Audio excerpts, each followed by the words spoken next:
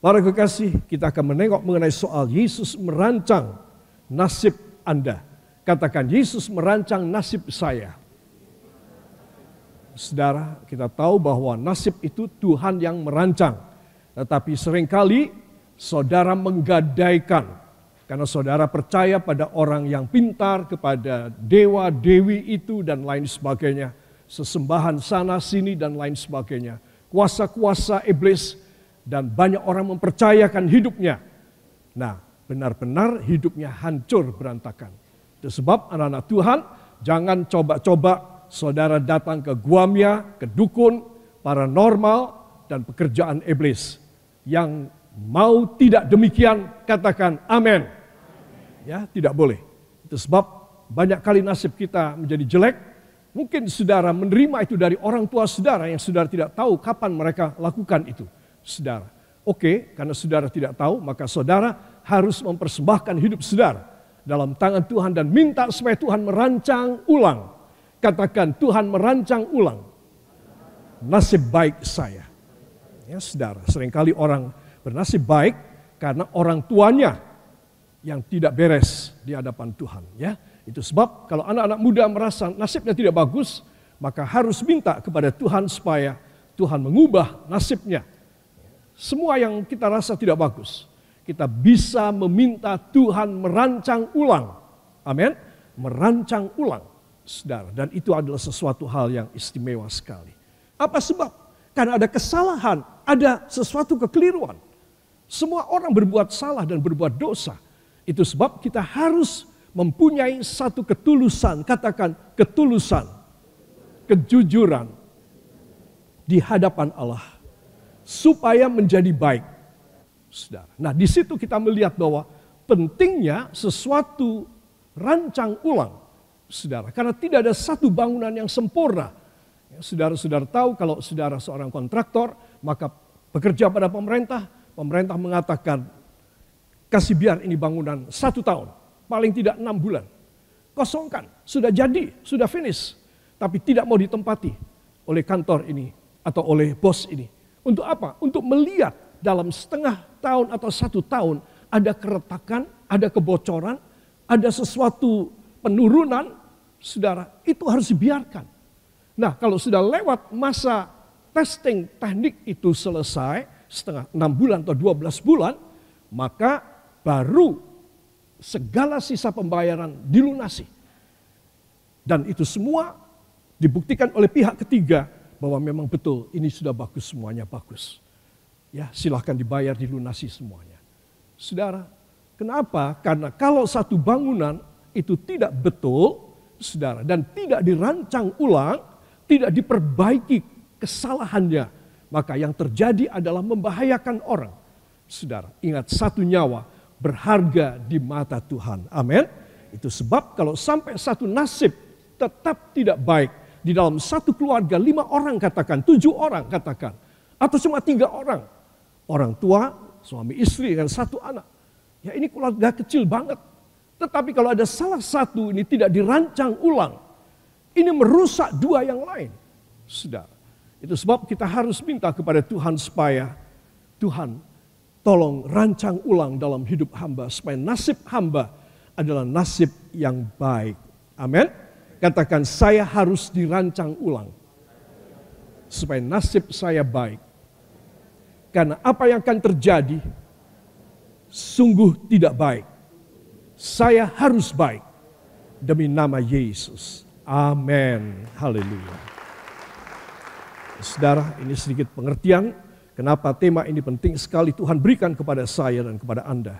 Sekali lagi kita akan bangkit berdiri sejenak dan kita akan membaca dari Filipi pasal yang keempat, ayat 13, 19, dan 20. Ini ayat-ayat luar biasa, saudara. Ya. 1, 2.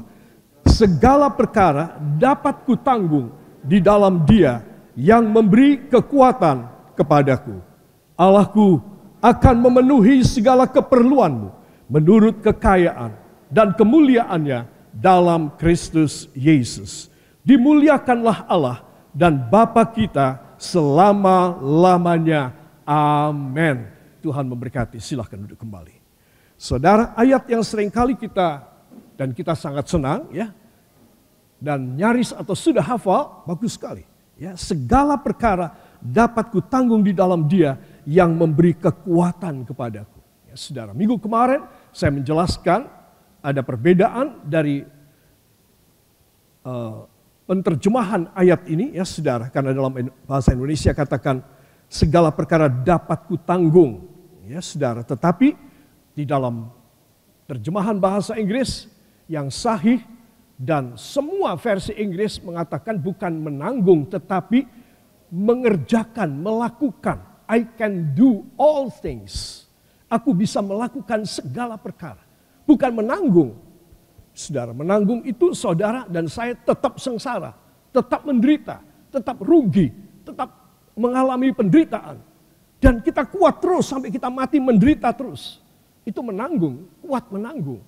Tetapi adalah di sini segala perkara dapat kulakukan. Jadi dan selesai sampai di sini. Hai kesengsaraanku sampai di sini. Hai penderitaanku sampai di sini. Hai kerugianku sampai di sini. I can do all things through Christ who strengthens me.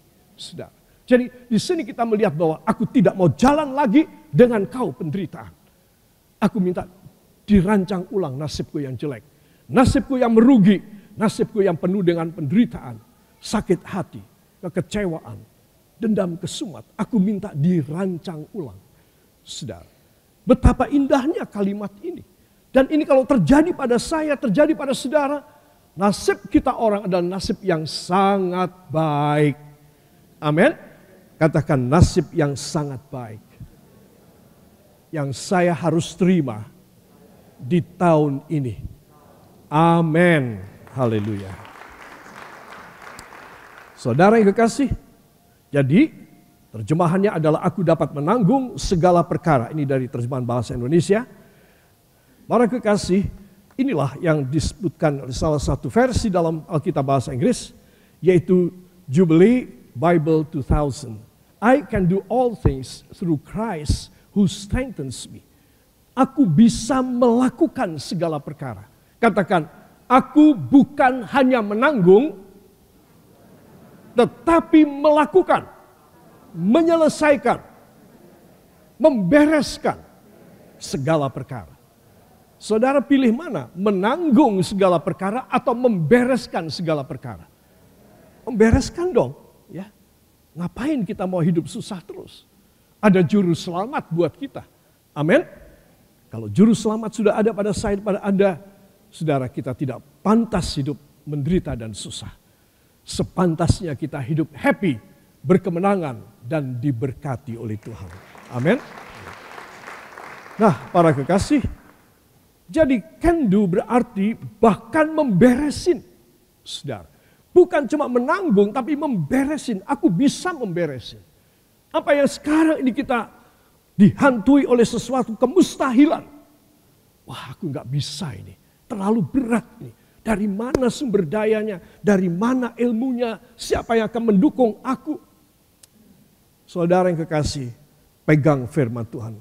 Dialah yang mendukung saudara. Dialah yang mendukung saya. Kalau orang tidak mendukung saudara dan orang tidak mampu mendukung saudara, maka Tuhan akan ambil alih untuk menyelesaikan bagi saudara. Amin. Jadi saudara harus penuh dengan ucapan syukur. Saudara harus penuh dengan membalas cinta Tuhan. Mau demikian? Katakan, saya harus membalas cinta Tuhan. Maka Tuhan semakin menyayangi saya. Tuhan semakin mengubah saya pada level yang lebih bagus. Demi nama Yesus. Amin. Puji Tuhan. Saudara perhatikan bagaimana Tuhan Yesus merancang nasib kita. Saudara, ya, pertanyaan pertama, why? Enggak boleh rancang sendiri. Kenapa kita tidak boleh merancang sendiri? Orang tua tidak boleh merancangkan buat anaknya. Orang tua memberikan pengertian. Nak, kamu harus begini, kamu harus begitu. Kamu tidak boleh malas belajar, kamu harus tidur siang, kemudian bangun, kamu belajar, mengerjakan PR. Kamu tidak boleh begadang, kamu jam 10 malam sudah harus tidur, jam 6 pagi harus bangun. Nah, ini orang tua hanya membuat relnya, hanya membuat rule di dalam peraturan, di dalam kehidupan anak dari sejak kecil. Tetapi yang merancang anak ini adalah Tuhan Yesus. Orang tua hanya mengangkat tangan, menumpangkan tangan pada si anak. Hai para orang tua, apakah Anda suka menumpangkan tangan pada anak saudara? Harus. Ya, harus ditumpangi tangan anak saudara. Supaya dia tidak dihinggapi oleh kuasa-kuasa kegelapan. Supaya dia mempunyai satu hidup yang dengan sorga terbuka, jalurnya orang tua sudah membukakan. Jalur dengan sorga. Amin. Itu penting sekali, saudara ya.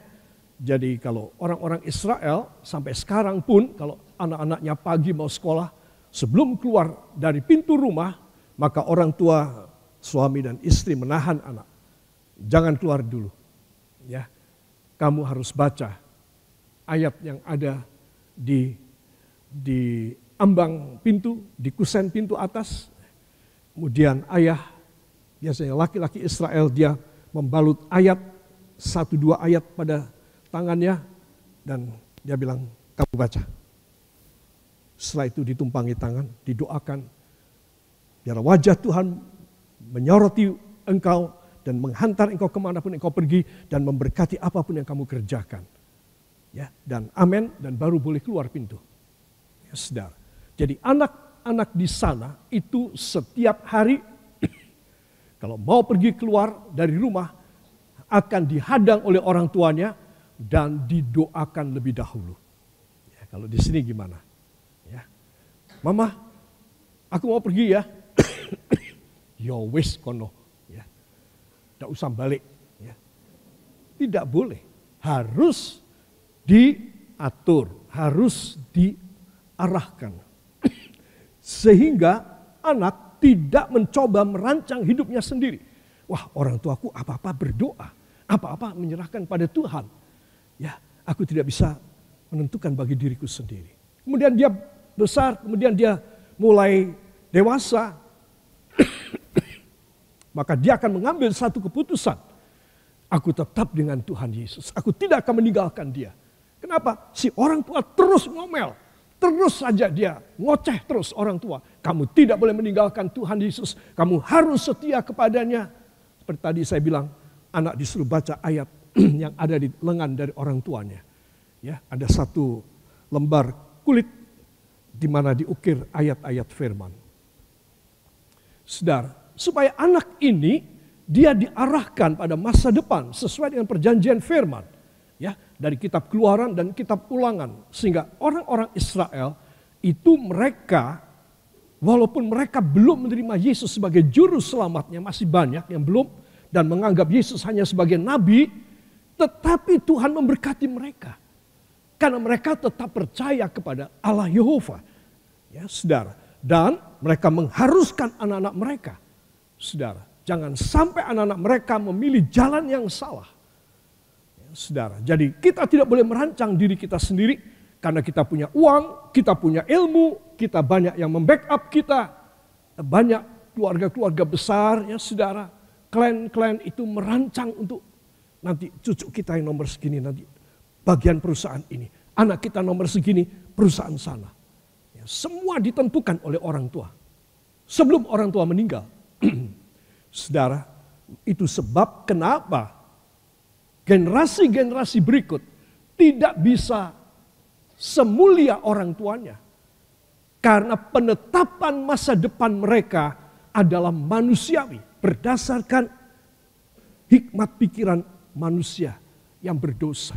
Tidak dipersembahkan kepada Tuhan.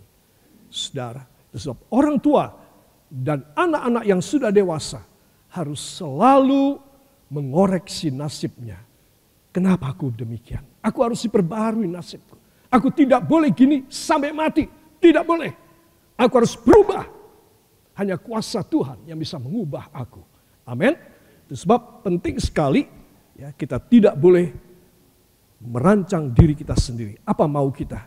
Kita harus serahkan pada Tuhan. Tuhan, hamba ingin jadi ini. Ya, seorang anak boleh berdoa. Tuhan, hamba ingin menjadi seorang dokter atau seorang insinyur atau seorang sarjana hukum atau seorang pedagang, pebisnis. Tetapi Tuhan, ini harus diajari sama orang tua. Kalau nggak diajari orang tua, anak nggak tahu. Kalimat berikutnya apa dalam doa mereka. Tetapi Bapa, biarlah kehendak-Mu yang jadi, Engkau yang merancang nasib hamba dan masa depan hamba. Jadikanlah semuanya yang terbaik. Amin. Nah, orang tua harus. Karena anak tidak bisa, bahkan orang tua tidak bisa. Pertanyaan kedua, why harus Tuhan yang rancangkan nasib saya? Yesaya 55 ayat yang ke-8 dan 9. 1, 2. Sebab rancanganku bukanlah rancanganmu, dan jalanmu bukanlah jalanku. Demikianlah firman Tuhan, seperti tingginya langit dari bumi, demikianlah tingginya jalanku dari jalanmu, dan rancanganku dari rancanganmu. Amin. Saudara, kita melihat ya, ayat 8, rancanganku bukanlah rancanganmu. Jadi kalau kamu ada pada rancanganmu sendiri, kamu mesti keblasok, kamu mesti kejeglong, kamu pasti masuk jurang. Karena rancanganmu gak sama dengan rancanganku. Terserah kamu menganggap aku pemilikmu, aku juru selamatmu, aku Tuhan Allahmu, apa tidak, terserah. Tetapi tak kasih tahu ya, kata Tuhan, rancanganmu beda dengan rancanganku. Kalau Allah sendiri sudah mengatakan demikian, berani saya membandel, berani saudara membandel. Tetapi ternyata banyak kali kita membandel, saudara. Kita mau merancangkan sendiri apa menjadi kehendak kita. Tuhan sudah mendahulunya dengan rancanganmu beda dengan rancanganku. Ini sudah satu ultimatum, ini sudah satu warning, satu peringatan. Kamu gak usah merancang sendiri, mesti beda karo rancanganku. Kamu pasti beda. Saudara, you have to surrender your future, your destiny. Because whatever you think about and whatever you arrange and you have the plan and the schedules for yourself, it must be much different and quite different than mine. I have my own future for you. Jadi di sini Tuhan ingin supaya kita ini semua sangat berharap dan menyerahkan kepada Tuhan. Itu sebab ayat yang ke-8 Tuhan sudah membuka. Ya, Tuhan tidak bertele-tele, langsung to the point. Sebab rancanganku bukanlah rancanganmu. Jalanmu bukanlah jalanku. Seperti tingginya langit dari bumi. Ya, demikianlah tingginya jalanku dari ceteknya jalanmu. Tuh, sampai dijelaskan oleh Tuhan. Tingginya jalanku dari jalanmu yang rendah banget. Saudara, kurang jelas apa coba? Tapi sayang, ayat ini tidak dijelaskan. Kita harus menjelaskan sampai kita ini sadar, iya ya. Coba kalau aku serahkan nasibku ini pada rancangan Tuhan, jalanku tuh tingkat tinggi. Katakan, jalan saya harusnya tingkat tinggi. Saya harus meninggalkan jalan saya yang rendah banget. Ayo omong, saya harus meninggalkan jalan saya yang rendah banget. Saudara, jelas ayat ini luar biasa. Sangat eksplisit. Saudara, Tuhan ingin supaya tinggalkan jalanmu itu rendahan. Jalanmu itu remeh-temeh. Jalanku tinggi sekali. Wow, katakan wow. Pada usia berapapun saudara saat ini, saudara harus tahu.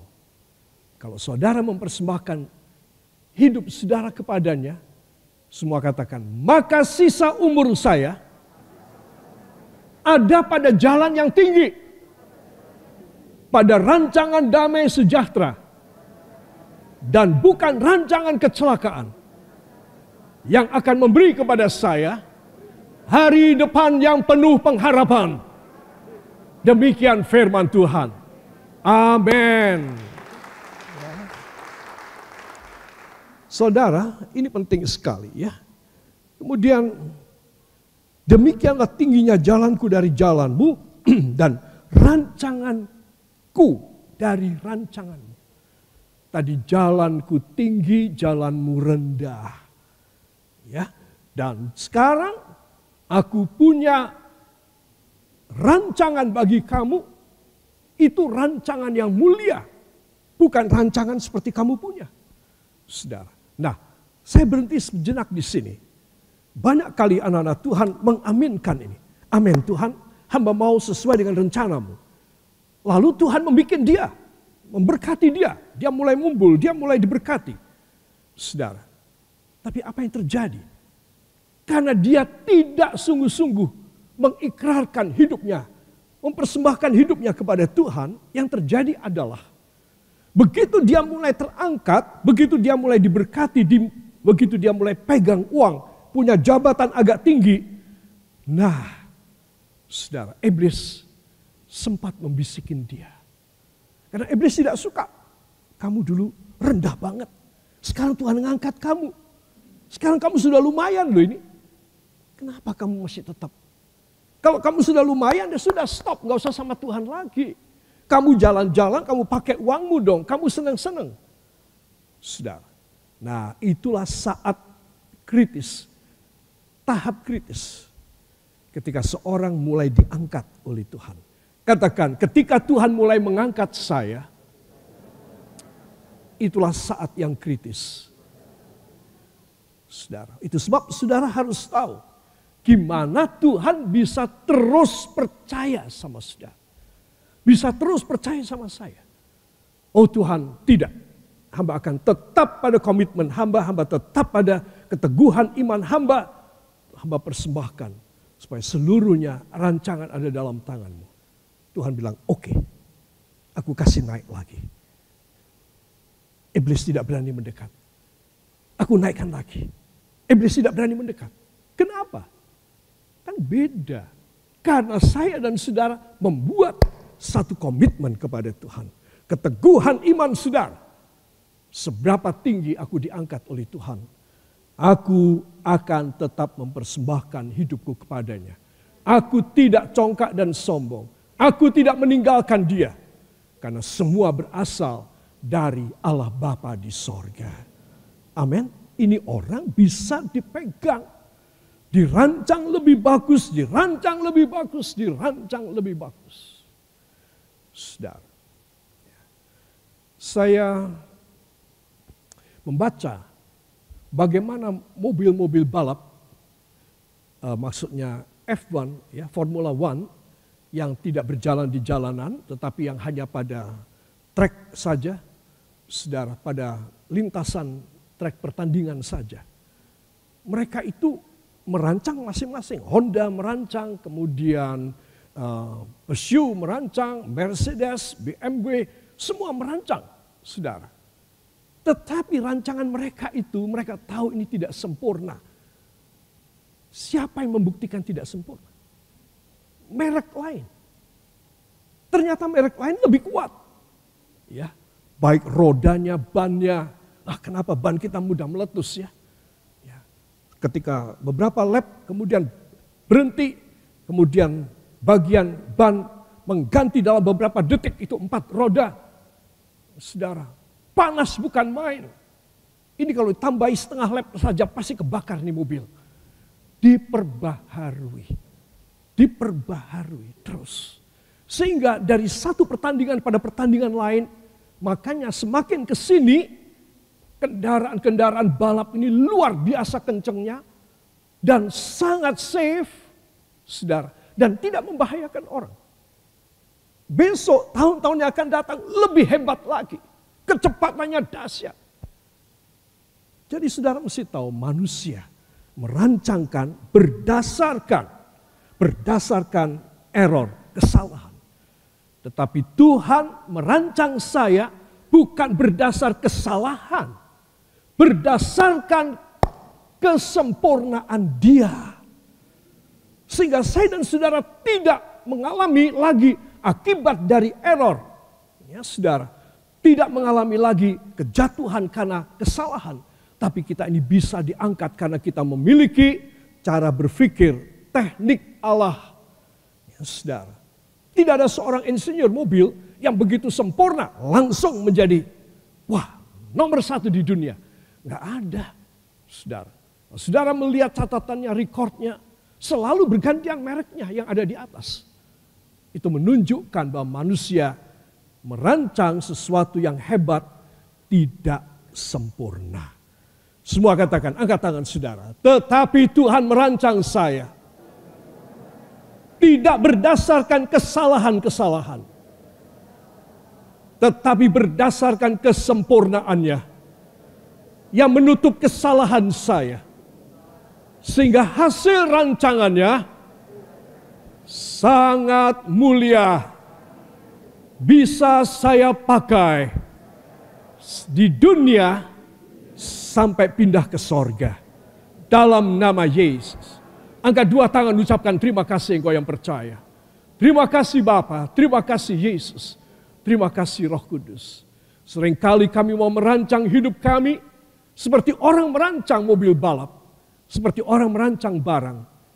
Tapi kami harus persembahkan hidup kami. Supaya tangan Tuhan dan cara pikir Tuhan saja yang memberikan rancangan yang sempurna bagi kami. Hanya di dalam nama Tuhan Yesus Kristus, Juru Selamat dan Penebus kami. Dan kita semua mengaminkan. Amin. Haleluya. Mantap ya saudara. Amin ya. Itu sebab orang yang undur dari Tuhan ketika dia melihat semua mulai baik. Dan dia tidak konsisten. Dia tidak sungguh-sungguh bertanggung jawab pada pekerjaan Allah dalam hidupnya. Dia tidak bersyukur kepada Tuhan. Saudara, dia seorang bodoh sekali. Ini Kristen bodoh. Karena dia mandek sampai di situ aja. Kalau dia mandek, maka semua akan merosot. Saudara. Tetapi kalau dia tetap bisa dipercaya, bertanggung jawab di hadapan Tuhan. Saudara, dia sampai mati. Dia mulia dan berguna bagi banyak orang. Yang mau beri tepuk tangan bagi dia. Angkat 2 tangan, ucapkan terima kasih kepadanya. Dengan suara yang lebih keras lagi. Terima kasih Bapa. Terima kasih Yesus. Terima kasih Roh Kudus. Beri tepuk tangan bagi dia. Haleluya. Mari kembali angkat 2 tangan saudara dan terimalah berkat dari dia. Oleh sebab itu para kekasih, turunlah di atas kepala saudara. Damai, sejahtera dan anugerah yang turun dari tahta Allah Bapa, Allah Putra, Allah Roh Kudus, Allah yang Maha Esa dan Maha Tunggal adanya, memberkati rumah tangga dan mata pencaharian saudara. Kuasanya mengikuti hidup saudara, selalu menaungi dan memelihara saudara. Tubuh, jiwa dan roh saudara. Sehari 24 jam, seminggu 7 hari. Dimanapun saudara berada, anugerah Tuhan menyertai engkau. Juga perjalanan saudara dalam kota, luar kota, di malam yang gelap, tiba dengan aman dan sentosa di rumah saudara. Korban kolektor saudara dihargai dan diberkati. Teristimewa segala pengembalian persepuluhan saudara. Sesuai dengan Maliaki 3 ayat 8 dan 10. Di mana disebutkan bahwa orang yang mengembalikan persepuluhan akan diberkati sampai tidak cukup tempat untuk meletakkan berkat Allah. Terjadi kepada saudara. Dan dalam perjanjian baru di dalam Ibrani 7 ayat 1 sampai 10. Tuhan menghargai korban persepuluhan saudara. Pulang dengan damai dan sejahtera. Dan terimalah hari depan yang penuh harapan. Terimalah nasib yang baik. Hanya di dalam nama Tuhan Yesus Kristus, Juru Selamat dan Penebus kami. Dan kita semua yang percaya mengaminkan. Amin. Beri tepuk tangan bagi dia.